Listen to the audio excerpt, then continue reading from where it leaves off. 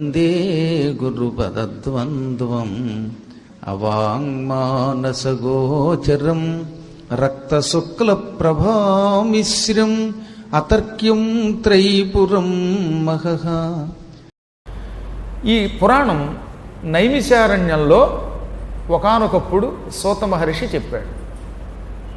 సూతుడు వాళ్ళకి పురాణం చెబుతూ దేవీ భాగవతాన్ని ఎప్పుడు వినొచ్చు ఎప్పుడు వినకూడదు అని సౌనకాది మునులు అడగగా సమాధానంగా చెప్పాడు. వినేవాళ్ళకి కొన్ని అనుమానాలు వస్తాయిగా. ఒక్కొక్కడికి ఒక్కో సెంటిమెంట్ అండి. ఒక్కొక్కడికి మంగళవారం అంటే భయం, ఒక్కొక్కడికి శుక్రవారం అంటే భయం, ఒక్కొక్కడికి సోమవారం అంటే భయం. మరి ఏమిటో ఈ భయాలు తెలియవు కదా. అందుకని పాపం ఋషులు కూడా ఏమండి దేవీ భాగవతం వినడానికి ఏ మాసం మంచిది, ఏ తిథి మంచిది, ఏ వారం మంచిది అని అడిగారు. అప్పుడు సూతుడు వాళ్ళకి పురాణం చెబుతూ మాసానాం నియమో నాత్ర దినానాం నియమోపిన సదాసేవ్యం సదాసేవ్యం దేవీ భాగవతం నరైః. నాయనలారా, దేవీ భాగవతం వినడానికి మాసానాం నియమో న అత్ర, ఈ మాసములో వినాలనే నియమం లేదు. నీ ఇష్టం, నీకు ఎప్పుడు తోస్తే అప్పుడు విను. మాసముల నియమం లేదు. పోని రోజులు దినానాం నియమోపినా. చూడండి, ప్రారంభంలోనే చెప్పారు మహిమలో ఈ రోజు వినాలి, ఈ తిథి నాడు వినాలి అనే నియమం లేదు. సదాసేవ్యం అంటే ఎల్లప్పుడూ సేవించు, ఎప్పుడూ దేవీ భాగవతం వినొచ్చట. దేవీ భాగవతం వినడానికి తిథి, వార, నక్షత్ర, మాస, పక్ష, అయన, సంవత్సరాది నియమం లేదు. ఎల్లప్పుడూ వినవచ్చు. కానీ అని మళ్ళీ ఏం చెప్పాడు?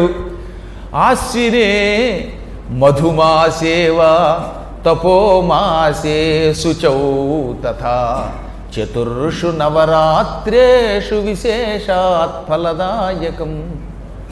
మాసాలలో 4 మాసములంటే అమ్మవారికి చాలా ఇష్టం. అందులో ఒకటి ఆశ్వినే, ఆశ్వయుజ మాసం, శరన్నవరాత్రుల్లో వినడం మంచిది. రెండవది మధుమాసే, చైత్రమాసంలో వినొచ్చు. మూడవది తపోమాసే, తపోమాసం అంటే మాఘమాసం. ఇక 4వది శుచవు, శుచియందు, ఆషాఢమాసమునందు. ఆశ్వయుజమాసం, చైత్రమాసం, మాఘమాసం, ఆషాఢమాసం, ఈ 4 మాసములలో ఏదో ఒక మాసము నాడు ప్రారంభించి దేవీ భాగవతం వింటే విశేషాత్ఫలదాయకం, చాలా గొప్ప ఫలితం వస్తుంది అన్నారు. ఇప్పుడు దేవీ భాగవత మహిమలో ఆశ్వినే మధుమాసేవ తపోమాసే శుచౌ తథా చతుర్షు నవరాత్రేషు విశేషాత్ఫలదాయకమని స్పష్టంగా చెప్పారు. కాబట్టి ఏదో ఒక కారణం లేకుండా, కార్యకారణ సంబంధం లేకుండా ఇటువంటి మహా కార్యక్రమములు జరగవు. దేవీ భాగవతాన్ని నైమిషారణ్యంలో ఆషాఢంలో మొదలెట్టి మాఘం దాకా చెప్పాడు. ఎవరో సూత మహర్షి సౌనకాదులకి. సౌనకాదులు ఉద్యోగాలు సద్యోగాలు లేకుండా అసలు సద్యోగం అంతా అమ్మవారి అని అనుకుని అడవిలో గడిపారు. అయినా పర్వాలా, వాళ్ళంత ఆయువు లేకపోయినా, వాళ్ళంత శ్రమ పడకపోయినా అక్షరం విన్నా చాలు మీలాంటి వాళ్ళు అన్నారు. ఇన్నేసి శ్లోకాలు వినలేకపోయినా కొంత విన్నా చాలట.